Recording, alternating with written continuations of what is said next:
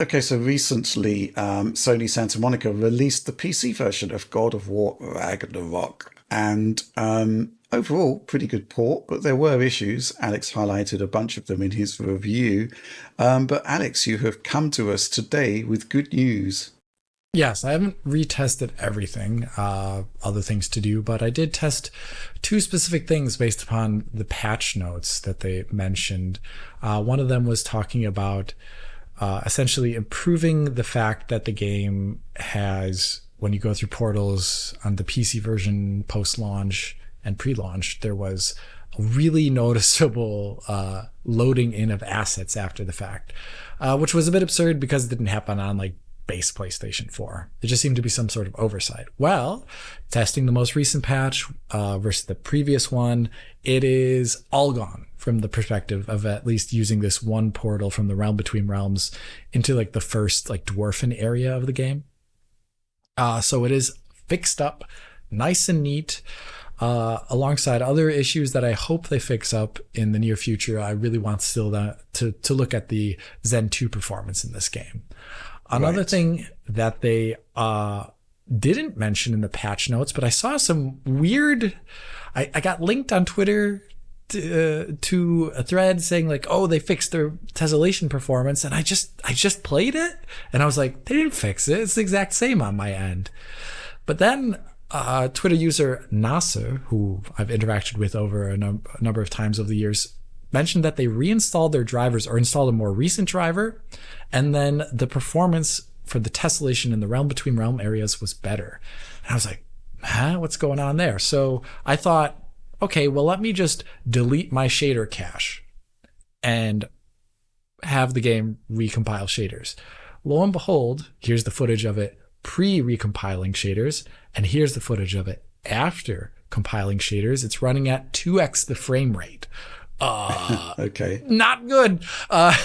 So basically, I think after the patch, it was still using some older compiled shaders there, and forcing it to recompile them fixed the performance of this Realm Between Realms area, at least for tessellation. Now, the tessellation there still is not actually the same quality as PlayStation 5, but the performance is fixed now, so I presume they can maybe go back and make that tessellation at least par with the PlayStation 5 quality level.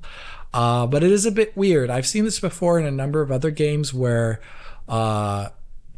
shaders don't always recompile when they should based upon certain things happening. The thing where it should always happen is if you reinstall a driver or install a new driver. Some games don't do that well. For example, Dead Space Remake on PC doesn't do that at all. So if you reinstall a driver and reboot up the game there, it'll have shader compilation stutter everywhere, regardless of what you do. It's awful. But here they do it well, but it seems like the patch didn't kick off a new shader compilation, at least from my perspective, when it maybe should have, because that fixed performance in this area. So things are getting better. There's hopefully some more things on the way. I do think they still need to fix Zen 2 performance.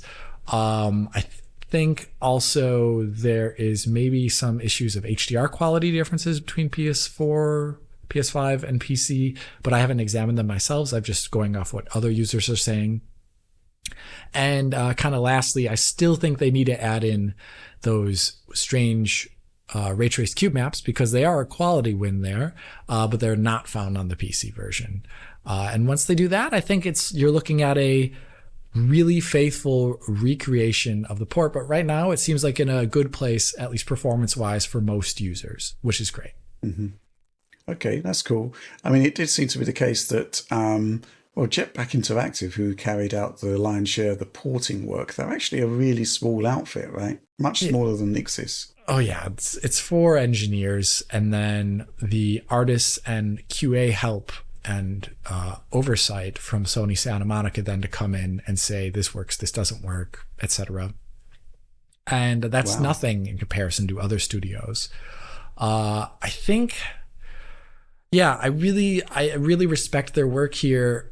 I just wish it has nothing to do with them. I just wish there was a drive from Sony's perspective to ensure the amount of time and checking against the PlayStation versions to make sure things are all right, like the missing visual effects, which I don't think are fixed as of this patch.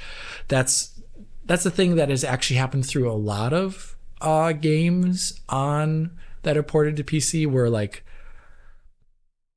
almost every game I think I've checked out ported to PC beyond Sackboy had like some sort of missing visual issues in comparison to the PlayStation version.